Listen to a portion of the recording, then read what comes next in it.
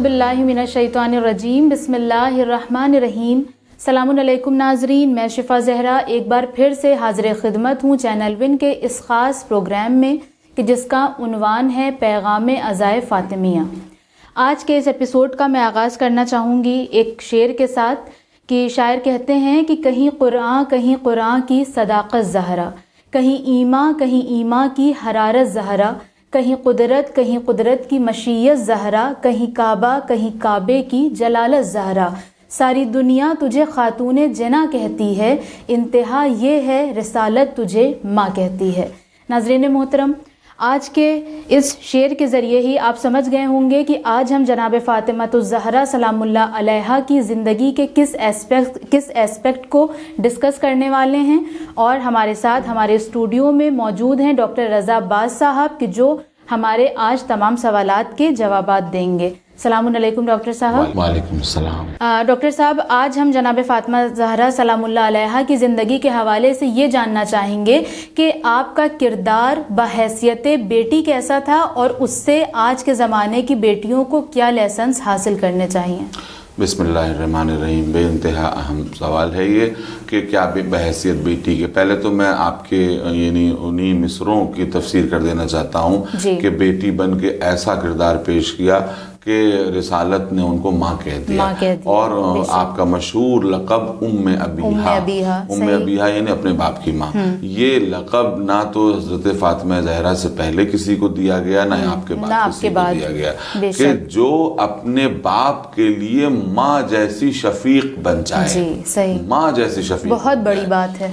और ये कौन कह रहा है? ये वो नबी कह रहा है जिसकी माँ 8 साल की उम्र में दुनिया से चली। सही बात है। ये 6 साल की उम्र में, गालिबन 6 साल की उम्र में दुनिया से रुखसत हो गई।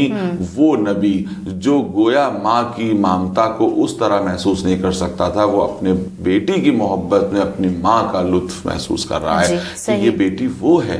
तो कैसी बेटी है? ये वो बेटी है कि जिसने अपने बाप का हर मौके पर ख्याल रखा। हिजरत के बाद आप ये देखिए कि हिजरत के बाद तो फौरन जनाब फातिमा ज़हरा की शादी हो जाती है और वो अपने शौहर के पास चली जाती हैं, लेकिन उसके बावजूद एक पल के लिए अपने बाप से गाफिल नहीं होती और ये समझती हैं कि मेरे बाबा की सबसे बड़ी मेरी जिम्मेदारी ये है कि मैं अपने बाबा का ख्याल रखूं। जो और अपने बाबा की एक तो सबसे बड़ी बात कि मुकम्मल मारिफत। कोई कहे कि सबसे ज्यादा रसूल की मारिफत मदीने में कौन रखता था, या तो हजरत अली और या जनाब फातिमा ज़हरा। यही दो वो हैं कि जो मारिफत की उस मंजिल पर कायम है कि जहां पर नबी फरमा रहे हैं कि जिसने इसको तकलीफ पहुंचाई उसने मुझे तकलीफ पहुंचाई। और कुरान क्या कह रहा है कि इन्नल्लज़ीना यूज़ून अल्लाह व रसूलहू, कि जो लोग अल्लाह और उसके रसूल को ईज़ा पहुंचाते हैं, लानहुमुल्लाहु फिद दुनिया वल आखिरा, कि उनको दुनिया और आखिरत में अल्लाह की उनके लानत है, वलहुम अज़ाबुन अज़ीम, और उनके बहुत बड़ा अज़ाब है। तो जो नबी को ईज़ा पहुंचाए उसने गोया खुदा को ईज़ा पहुंचाई। तो जिसने हजरत फातिमा ज़हरा को खुश किया उसने अल्लाह को खुश किया। तो ये मामला। और शौहर ऐसा कि जिसके लिए कुरान की आयत है कि वमिन अन्नासि मन यश्री नफ्सहु इब्तिग़ाअ मरज़ातिल्लाह, के ऐसे लोग हैं जो अल्लाह की रज़ा हासिल करने के लिए अपना नफ्स बेच देते हैं। तो ये इस्लाम के पहले ज़न और शौहर हैं कि जो अल्लाह की रज़ा हासिल किए हुए, जिनके खुश होने से खुदा खुश होता है, जिनके नाराज होने से खुदा नाराज होता है। तो हजरत बीबी फातिमा ने हर लम्हे अपने बाप का ख्याल रखा, ये जानते हुए कि मदीने की जिंदगी तकलीफों की जिंदगी है, परेशानियों की ज्यादातर, यानी फतेह खैबर से पहले, खैबर तकरीबन 8 हिजरी में फतह हुआ है। तो पहली हिजरी से लेके 8 हिजरी तक इस्लाम के ऊपर बहुत सख्त वक्त था, बहुत सख्त वक्त था। अब उन सख्त वक्तों में कुछ ऐसे औकात हुए हैं कि जो वाकई इतने सख्त थे कि जंग ओहद का पहले तस्करा कर दूं, फिर यानी 2 जंगें ऐसी हैं कि जिनमें हजरत बीबी फातिमा ज़हरा का जबरदस्त किरदार सामने आता है। जंग ओहद देखिए कि औरत के ऊपर जिहाद साकित है, लेकिन जैसे ही एक खबर मैदान से पहुंचती है, मदीने में उड़ते हुए अफवाहें तो पहुंचती हैं, खबर पहुंचती है, जैसे ही खबर पहुंची कि नबी जख्मी हो गए, या ये कि हो सकता है कि कुछ लोगों ने ये भी कहा था ना कि कद कुतिला मोहम्मद, कि मोहम्मद कत्ल हो गए, तो ये भी खबर पहुंची।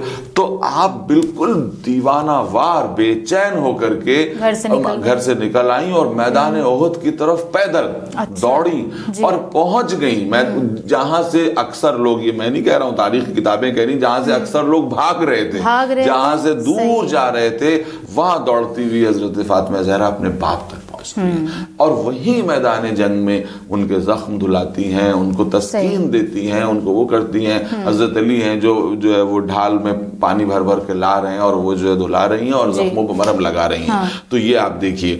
دوسری طرف محبت کا عالم یہ ہے کہ جنگ خندق میں جب مسلمان خندق کھود رہے تھے تو مدینے میں ایسا قحط پڑا ہوا تھا کہ سب 2-3 دن کے بھوکے تھے. اچھا. لوگوں نے اپنے پیٹ ان کے پیٹ سے لگ گئے تھے تو پتھر باندھ لیے تھے اور نبی کریم 2 پتھر باندھے ہوئے تھے. اور اسی حالت میں ایک دن دیکھا کہ حضرت فاطمہ زہرا آتی ہیں. ظاہر میدان میں گھر سے تو کافی دوری پر خندق کھودی گئی تھی, جو لوگ زیارت کرنے گئے ہیں وہ جانتے ہیں. تو آپ جو ہے تو آپ کے ہاتھ میں کیا تھا؟ 1 جو کی روٹی تھی. تو کہتی ہیں کہ بابا 2-3 دنوں کے بعد اس 1 روٹی کا انتظام کیا اور مجھ سے نہیں ہو سکتا کہ میں یعنی جو ہے وہ خود کھا لوں یا اپنے شوہر کو کھلا دوں اور آپ اور اس کے بعد جو ہے وہ آدھی روٹی آپ نے دی اور خود آپ نے وہ نوالا نبی کو دیا.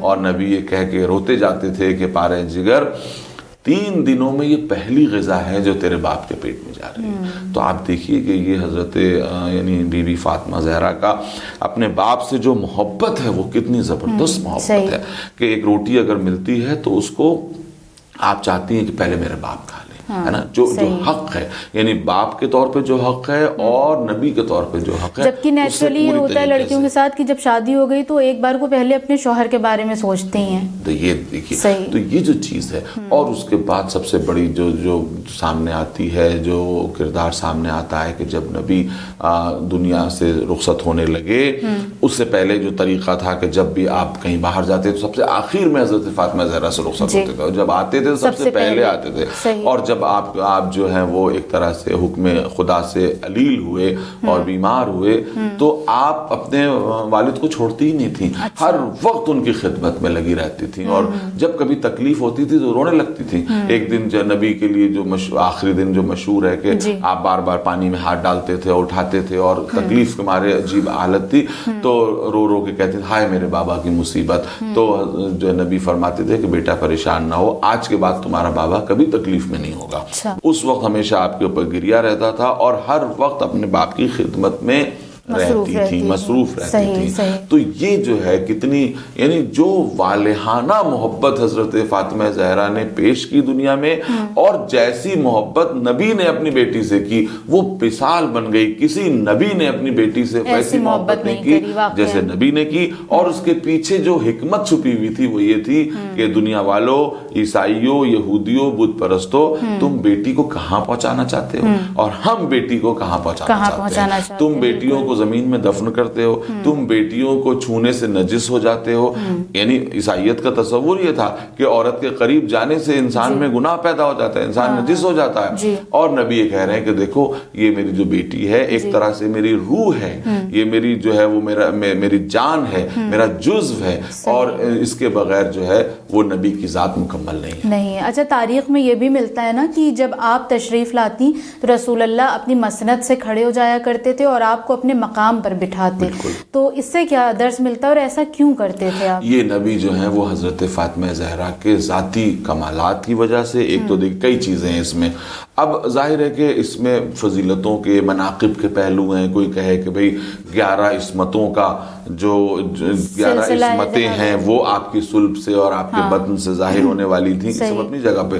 لیکن نبی جو اچھا یہ دیکھیے کہ نبی یہ کرتے تھے, لیکن باپ کے لیے کہیں واجب نہیں ہے کہ وہ اپنی بیٹی کا اتنا احترام کرے کہ وہ کھڑا ہو جائے. یہ حضرت فاطمہ زہرا کے ظاہری اور دنیاوی اوصاف و کمالات تھے کہ نبی بتانا چاہتے تھے کہ دیکھو میری بیٹی کس منزلت پر ہے کہ باپ کھڑا ہو جائے. دوسری بات, نبی دنیا کو درس دینا چاہتے تھے کہ دیکھو بیٹی کتنی میرے لیے لائق احترام ہے, تم بھی ایسا کرو, تم بھی ایسی محبت اپنی بیٹی سے کرو. اپنے اصحاب کو درس دینا چاہتے تھے کہ دیکھو ہم جس طرح سے اپنی بیٹی کو اپنا نور نظر سمجھتے ہیں, تم بیٹوں کے پیچھے بھاگتے ہو, تم بیٹوں کو جو ہے وہ اپنا قوت بازو سمجھتے ہو کہ یہ بیٹے ہی تمہیں دنیا میں عزت دلانے والے ہیں اور تمہیں سرخرو کرنے والے ہیں, تو تمہیں اپنی فکر بدلنے کی ضرورت ہے. وہ جو منہ موومنٹ آج کتنی تیزی سے چل رہا ہے. رسول اسلام نے 1400 برس پہلے چلا دیا تھا کہ بھائی یہ جو ہے وہ صرف یہ مت سمجھنا کہ بیٹے سے ہی تمہاری جو ہے وہ تمہیں عزت ملنے والی ہے, تمہیں قوت ملنے والی ہے, بلکہ اگر بیٹی باکمال ہو تو اس سے بھی ملتی ہے. اس منزلت پر ہے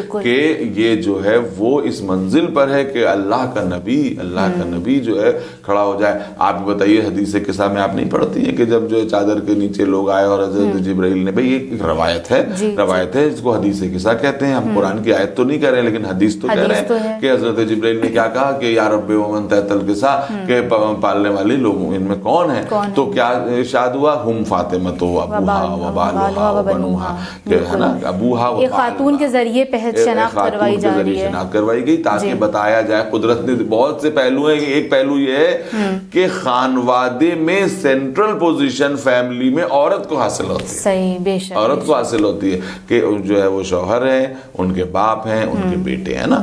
اور اس میں پھر ذاکروں نے بہت اچھے نقطے بھی نکالے ہیں کہ پنجتن میں سب کا رشتہ حضرت فاطمہ زہرا سے ڈائریکٹ ہے, باقی جس کا بھی رشتے سے پہچانوایا جاتا تو وہ انڈائریکٹ رشتہ ہو جاتا. اگر نبی سے پہچانوایا جاتا تو کہا جاتا کہ ان کی بیٹی ہیں اور بیٹی کے بیٹے ہیں, اور کیا نا بیٹی کے شوہر ہیں. لیکن حضرت فاطمہ زہرا وہ ہیں جن سے ہر ایک کا رشتہ ڈائریکٹ ہے, باپ ہیں, شوہر ہیں, بیٹے ہیں. تو یہ جو چیز ہے, لیکن اس سے بڑی بات یہی ہے کہ قدرت یہ چاہتی ہے کہ یہ نہ سمجھو کہ عورت پردے کے اندر وہاں گھر میں بیٹھی ہوئی تو اس کی شخصیت دب گئی ہے. شخصیت دبی نہیں ہے, اتنی بڑی بڑی شخصیتوں میں بھی یہ شخصیت اتنی بڑی ہے کہ اس کے ذریعے سے پہچانوایا جا رہا ہے. تو یہ شخصیت بہت بڑی ہے. جی صحیح.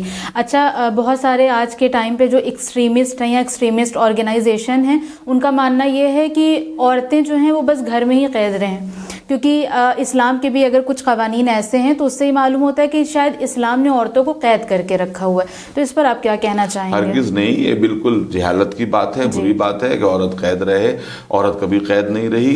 اور اسلام میں آپ صدر اسلام میں دیکھیں کہ 2-3 جو بڑی بڑی روایات ہیں, بڑے بہت ہی سیلیبریٹڈ جو روایات ہیں وہ یہی کہ جنگ احد میں جانا. جنگ احد میں حضرت فاطمہ زہرا گئی تھیں تو کس کی اجازت لے کے گئی تھیں کہ بس فوراً پہنچ گئیں. یہ کیا ہے؟ یہ عشق ہے, محبت ہے نبی کی. اس کے ساتھ جنگ خندق میں جانا, پھر دربار خلافت میں جانا, یہ تمام چیزیں وہ ہیں جس سے پتہ چلتا ہے آپ سوشلی ایکٹیو رہتی تھیں. بالکل سوشلی ایکٹیو رہتی تھی. آپ نے آواز احتجاج بلند کی, اصحاب سے کانٹیکٹ رہا آپ کا, لوگوں کو بتاتی تھی, کرتی تھیں. اور پردے کے پیچھے بھی وہ ہر ایک اپنے چاہنے والے سے واقف تھیں اور اپنے شوہر کے چاہنے والوں سے واقف تھیں. کون ہے وہ کہ جو حضرت علی کا جو ہے وہ حضرت علی کی ولایت کا دم بھرتا ہے, ان سے محبت کرتا ہے, ان سب کو وہ پرسنلی جانتی تھی, ان سے کمیونیکیٹ کرتی تھی. ٹھیک ہے پردے میں رہتی تھی لیکن کمیونیکیٹ کرتی. حضرت بلال جب آئے تو کیا ان سے کمیونیکیٹ نہیں کیا بی بی نے؟ بالکل ہر ایک سے کمیونیکیٹ کرتی تھی. اور کون سی شریعت میں یہ لکھا ہوا ہے کہ وہ باہر نہیں نکل سکتی؟ اجازت ہے پوری طرح سے. ہاں ہم اتنا ضرور مانتے ہیں کہ عورت کا بیسٹ سوٹڈ رول یہ ہے کہ وہ اپنی آئندہ نسل کی تعمیر کرے. بچوں کی تربیت سے بڑھ کے کون سا رول اس کے لیے سوٹڈ ہو سکتا ہے؟ بحالت مجبوری اس کے لیے ظاہر ہے بیسٹ سوٹڈ رول تو یہی ہے کہ وہ بچوں کی تعمیر کرے, بچوں کے کردار کی تعمیر کرے, آنے والے نسل کی تعمیر کرے. جو دنیا کا سب سے سیکرڈ سب سے بڑا جاب ہے وہ یہ ہے. لیکن مجبوری ہے, ضرورت پڑتی ہے تو وہ بزنس کر سکتی ہے, نوکری کر سکتی ہے. کون سی چیز ہے جس کے لیے وہ باہر نہیں جا سکتی؟ تو بالکل. اور حجاب کا کانسیپٹ اسی لیے ہے کہ اگر عورت گھر سے باہر نکل رہی ہے تو وہ اپنا حجاب پہنے اور جائے, اور بالکل حفاظت کے ساتھ جائے, حفاظت کے ساتھ واپس آئے. اور بالکل بیس لیس بات ہے. میں اسٹرانگلی اس چینل کے ذریعے کنڈیم کرتا ہوں کہ صاحب عورت جو ہے وہ گھر میں رہے, عورت گھر میں قید ہے. کون سی قرآن کی آیت سے اور کون سی رسول کی حدیث سے یہ نکلتا ہے, یہ سامنے لایا جائے کہ وہ عورت گھر میں قید رہے. اتنا میں مانتا ہوں اور اتنا دنیا کو بھی ماننا پڑے گا کہ عورت کا بہترین رول یہ ہے کہ وہ آنے والی نسل کی تعمیر کرے, کردار کی تعمیر کرے, تربیت دے. وہ تربیت دنیا کی کوئی مشین نہیں دے سکتی, دنیا کا کوئی کمپیوٹر نہیں دے سکتا, دنیا کا کوئی ملازم نہیں دے سکتا, دنیا کی کوئی آیا اور کوئی نوکرانی نہیں دے سکتی, وہ تربیت ماں دے سکتی, وہ دے, اور اگر ضرورت پڑے تو باہر بھی جائے. جی بالکل, بہت خوب, بہت اچھے سے اس مسکنسیپشن کو آپ نے دور کیا. اور اس سے پہلے والے ایپیسوڈ میں آپ نے جیسا کہ جناب فاطمہ الزہرا سلام اللہ علیہا کے عقد کے حوالے سے گفتگو کری تھی, تو اس کے آگے ہم یہ جاننا چاہتے ہیں کہ جب پھر آپ کا عقد ہو گیا تو آپ کا کردار ایز اے بیوی کیسا تھا؟ بالکل, یہ تو وہی بات ہے کہ جس طرح سے آپ ایک آئیڈیل ہیں بیٹی کی حیثیت سے, اسی طرح سے آئیڈیل ہیں ایک شوہر کے لیے بھی, کہ نبی نے خود پوچھا تھا ایک دفعہ کہ اے علی تم نے فاطمہ کو کیسا پایا؟ تو کیا فرمایا کہ اللہ کی عبادتوں میں اپنا بہترین شریک پایا. اب یہاں پہ عبادت کے معنی صرف روزہ اور نماز اور جو ہے رکوع سجدہ نہیں, بلکہ پوری زندگی کی ڈیوٹیز اور فرائض یہ بھی عبادت ہے کہ نہیں ہے؟ زندگی اسلام چاہتا ہے کہ ہر لمحہ آپ کا عبادت ہو, سو رہے ہیں تو بھی عبادت ہو. تو یعنی حضرت علی فرماتے ہیں کہ بہترین جو ہے وہ ہمارے لیے شریک کار. تو یہ حضرت فاطمہ زہرا اور حضرت علی کی زندگی جو کہ انتہائی سادہ, انتہائی معمولی, انتہائی میں کہوں گا کہ آج کے اعتبار سے غربت میں گزرتی تھی, لیکن انتہائی آئیڈیل, کہ جہاں شوہر اور زوجہ ایک دوسرے کا خیال رکھتے ہیں, پوری معرفت موجود ہے. حضرت فاطمہ زہرا پوری معرفت اپنے شوہر کی رکھتی ہیں. عجیب بات ہے کہ آج کل کی بیویاں اپنے شوہروں کو, یعنی پوری دنیا ان کے شوہروں کو اچھا کہے مگر وہ کچھ نہ کچھ کمیاں نکالتی رہتی ہیں. لیکن حضرت فاطمہ زہرا وہ ہیں کہ جو اپنے شوہر کی معرفت رکھتی ہیں, ان کو ہادی اور رہبر اور امام مانتی ہیں, اور اپنے آپ کو ان کا سب سے پہلا پیرو مانتی ہیں. اور جب یعنی بہت سے لوگوں کے پاس گئی ہیں انصار کے پاس, اور یہ کہا کہ تم نے جو ہے وہ علی کو کیسے فراموش کر دیا غدیر کے بعد اور نبی کی وفات کے بعد, اور لوگوں نے یہ کہا کہ اگر علی ہمارے پاس پہلے آ جاتے, تو یہ سب روایات کے جملے ہیں کہ اگر علی ہمارے پاس پہلے آ جاتے تو ہم جو ہے وہ انہی کی طرف متوجہ ہوتے. تو جناب فاطمہ زہرا نے کتنا بڑا جملہ کہا ہے کہ جو مولا کی جو ہے معرفت کے لیے سب سے بڑا جملہ ہے کہ تم کو معلوم نہیں ہے کہ علی کی مثال کعبے کی سی ہے. تو کعبہ دوسرے کے پاس نہیں جاتا, لوگوں کو کعبے کے پاس آنا چاہیے. تمہاری ڈیوٹی تھی کہ تم ہمارے شوہر کے پاس آتے, یا ہمارا شوہر ہر دروازے پر جاتا, تمہاری ڈیوٹی کیا تھی؟ سوچیے کہ ایک بیوی کہہ رہی ہے نا, 10 برس ساتھ میں رہنے کے بعد وہ یہ کہہ رہی ہے کہ میرے شوہر کی مثال کعبے کی سی ہے. تو اسی طریقے سے آپ جو ہے وہ ان کے مرتبے کو پوری طرح سے پہچانتی تھیں, اور کبھی بھی ایک عورت کے جو فرائض ہیں, اور سب سے بڑی بات کہ وہ چیز کبھی حضرت فاطمہ زہرا کے دل میں نہیں ہوئی کہ بڑے باپ کی بیٹی, لیکن جب شادی ہو گئی تو نابرتری جو ہے ظاہر کی اور اطاعت بھی کی, اور حضرت علی نے بھی ان کو اسی طرح سے برابری کا درجہ اور ایک آئیڈیل. دیکھیں جو لوگ کہتے ہیں ان کو بھی جواب دے دینا چاہتا ہوں کہ اسلام میں جو ہے وہ وہی کہ جو ہے وہ پالیگیمی کی بات بہت ہوتی ہے کہ ایک سے زیادہ شادیاں. جو قرآن کی اسپرٹ ہے وہ کیا ہے کہ وَإِنْ خِفْتُمْ أَلَّا تَعْدِلُوا فَوَاحِدَةً, کہ اگر عدل نہ کر سکو تو واحد. نبی اور علی کی زندگی آپ دیکھیے کہ نبی نے حضرت خدیجہ کے ساتھ 25 برس, اور امیر المومنین نے حضرت زہرا کی وفات تک, اور نبی کریم نے حضرت خدیجہ کی وفات تک کبھی کسی دوسرے عقد کے بارے میں سوچا ہی نہیں. یعنی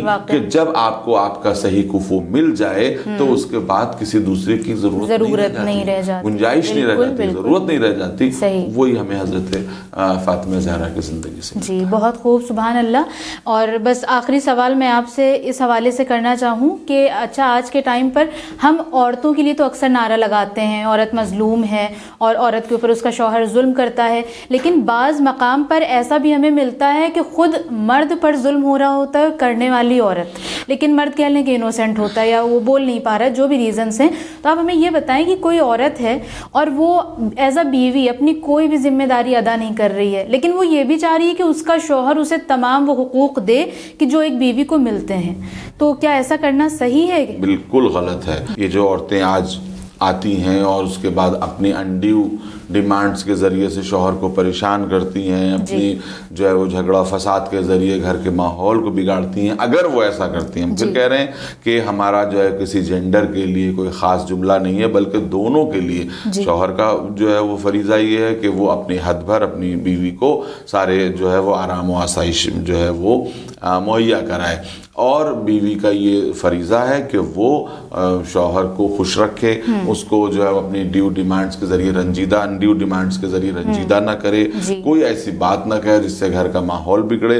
اور اگر جو عورتیں ایسا کر رہی ہیں یقیناً وہ حضرت فاطمہ زہرا کی روش پہ نہیں چلتی ہیں, ان کی کنیز کہلانے کی حقدار نہیں ہے. حضرت فاطمہ زہرا کی کنیز کہلانے کی حقدار تو وہ عورتیں ہو سکتی ہیں کہ جن کے سامنے حضرت بی بی فاطمہ کا اسوہ ہے کہ امیر المومنین نے کہا کہ فاطمہ جب سے میرے گھر میں آئیں انہوں نے کوئی خواہش ظاہر نہیں کی, بلکہ اپنے شوہر کا خیال رکھا کہ شوہر جو کچھ کرے گا اگر اپنی زندگی اپنے اعتبار سے وہ ہمارے لیے کر رہا ہے, اور دیکھ رہی ہیں کہ ہمارا شوہر اسلام کی کتنی عظیم خدمت انجام دے رہا ہے. تو ایسے حالات میں آپ نے ایسا نہیں کیا. آپ بتائیے کہ حضرت بی بی فاطمہ زہرا نے کیا کبھی کسی اپنی ڈیمانڈ سے حضرت علی کو رنجیدہ کیا؟ اپنی زبان سے, اپنے عمل سے, کسی چیز سے رنجیدہ نہیں کیا. اب ظاہر ہے کہ آج کی عورتیں فوراً یہ کہنے لگیں گی کہ دیکھیے وہ تو مولا کی بیوی تھیں اور مولا بھی ان کو رنجیدہ نہیں کرتے تھے. آپ کوشش کریے, اگر آپ چاہیں گھر کا ماحول عورت کے ذریعے ہی بہتر ہو سکتا ہے. گھر میں مجھے یہ کہنے میں کوئی قباحت نہیں ہے, گھر کے معاملات میں مرکزی حیثیت عورت کی ہوتی ہے. وہ چاہے تو گھر کو جو ہے جنت بنا دے, اور وہ چاہے تو گھر کے ماحول کو جہنم بنا دے. بالکل عورت کے اختیار میں ہوتا ہے. بہت خوب اور بہت اچھے سے آپ نے ایکسپلین کیا. اور ناظرین محترم, ہمارے آج کے جو بھی سوالات تھے بہت انٹرسٹنگ تھے, اور جس طرح سے ڈاکٹر صاحب نے ان کے جوابات دیے ہیں وہ بھی نہایت انٹرسٹنگ تھے اور بہت زیادہ لرننگ تھے. ضرورت اس بات کی ہے کہ چونکہ جناب سیدہ ہمارے لیے فقط اس لیے نہیں ہے کہ ہم بس ان کا ذکر کریں اور خوش ہو جائیں کہ اب تو ہمیں ثواب حاصل ہو گیا یا اب ہم جنت کے حقدار ہو گئے, نہیں, بلکہ ہماری فرسٹ پرائیورٹی یہ ہے کہ ہم ان کی پیروی کریں, ایک بیٹی ہونے کے اعتبار سے, ایک بیوی ہونے کے اعتبار سے, اور ایک ماں ہونے کے اعتبار سے, کیونکہ یہ وہ مضبوط ترین کردار ہیں جو جناب زہرا کے اندر ہمیں بخوبی دکھائی دیتے ہیں. ہم اپنے سوالات کے سلسلے کو پھر جاری کریں گے. آج کے اس ایپیسوڈ میں بس اتنا ہی. بنے رہیے چینل ون کے ساتھ. والسلام علیکم ورحمۃ اللہ وبرکاتہ.